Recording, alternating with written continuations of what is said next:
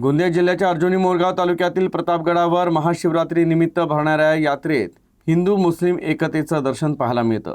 प्रतापगड किल्ल्यावर एका बाजूला भव्य अशी भगवान शंकराची मूर्ती आहे, तर दुसऱ्या बाजूला ख्वाजा उस्मान गनी हारुनी यांचा दर्गा आहे। या यात्रेनिमित्त दोन्ही समाजातील नागरिक मोठ्या संख्येने गर्दी करतात। पाहुयात एक विशेष वृत्तांत।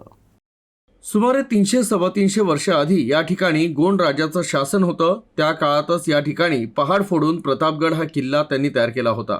मात्र गोंड राज्यावर राजे रघुजी भोसले यांनी या किल्ल्यावर आक्रमण करून प्रतापगडवर विजय मिळवला आणि या किल्ल्याचा कारभार सांभाळण्याची जबाबदारी राजा खान याच्याकडे देण्यात आली।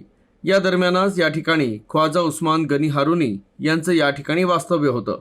त्यानंतर ते अनंतात विलीन झाले। त्यानंतर मोठा महादेव म्हणून ओळखल्या जाणाऱ्या या गडाच्या दुसऱ्या बाजूला त्यांच्या दर्ग्याची स्थापना करण्यात आली आणि तेव्हापासूनच या ठिकाणी 300 वर्षापासून यात्रा भरत असल्याचं नागरिक सांगतात।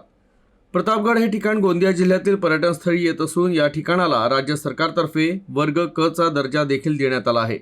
तर महाशिवरात्री निमित्त मोठी गर्दी पाहायला मिळते।